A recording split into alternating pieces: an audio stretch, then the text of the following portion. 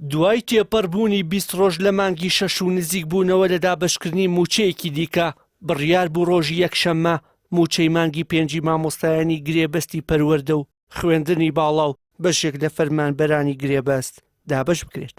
بەڵام بە پاساوی نەبوونی پارە لە بانکەکان و چەند بەهانەیەکی دیکە دابەش نەکرا.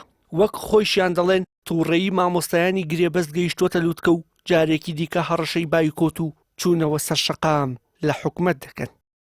بۆیە بە ناچاری ئەگەر ئەم دۆخە ئاوا بڕوا ئێمە لەگەڵ هاتنی ساڵی نوێی خوێندن 2026 بۆ 27 زەنگی ساڵی نوێی خوێندن ئێمە لە شەقام لێدەن و ناچینە ناوەندەکانی خوێندن بەداخەوە بە ناچاری بایکۆت ڕاگەێنینەوە.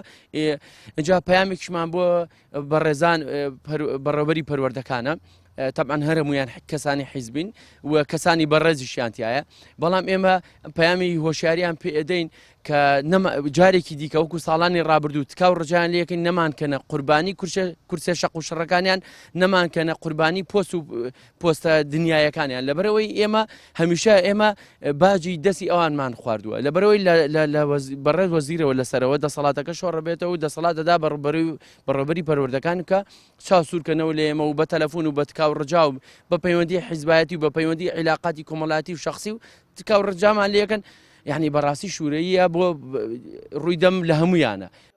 یەکێک لە نوێنەرانی مامۆستایانی گرێبەست دەڵێ موچەی ئێمە بەداهاتی ناوخۆوە بەسراوەتەوە بەردەوامیش پارتی وێکێتی لە هەردوو زۆن پاساوی کەم داهاتی و نەبوونی نەختینە دەکەنە بەهانە بۆ ئەوەی خۆیانی لێ بچنەوە. بە وەزارەتی دارایی خۆشی نازانێکەی موچەی مامۆستایانی گرێبەست بدا ئەخیر ڕاگەیاندن ئەوەیە کە ئەم هەفتەی داناوە بۆی کە موچەی مامۆستایانی گرێبەست بدا.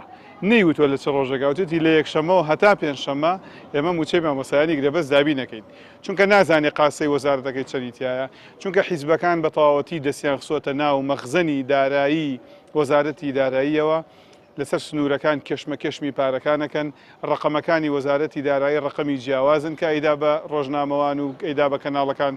لەبەرەوە معاناتی گەورەمان لەگەڵ داهاتی ناوخۆیان هەیە. ئێستا شەڕەکەی خستۆتە شەڕی دابشکردنی موچەی مامۆستایانی گرێبەستی خستۆتەوە ناو بانقەکان و بە پەروەردەکانی وتووە هەر پەروەردەیەک ئازابێ خۆی زووتر بچێت کە پارەی لە بانک دەستکە و وەریگرێوبی با بۆ مامۆستا گرێبەسەکانی خۆی. ئەمە کۆتایی هاتنی ئیدارەدانی داراییە لە هەرێمی کوردستان، ناوی ئەنین ئیهانەکردن بە پرۆسەی پیرۆزی پەروەردە، ناوی ئەنین گاڵتەکردن بە شعوری مامۆستایانی گرێبەست. لە هەرێمی کوردستان 55 بۆ 60 هزار مامۆستا و فەرمانبەری گرێبەست هەیە، 38 هزاریان گرێبەستن لە کەرتی پەروەردە بەهۆی دواخستنی موچەکانیان بەشی زۆریان ناچارن کاری دووەم بکەن. ئەمە سەرڕای ئەوەی ژمارەیەکیشان بەهۆی خراپی دۆخی ئابووری و بێ ئومێدبوونیان لە دامەزراندنیان بە هەمیشەیی بە ناچاری دەستیان لە پیشەکەیان هەڵگرتووە. وشێر محەممەد، کەناڵی ئاسمانی پێ سلێمانی.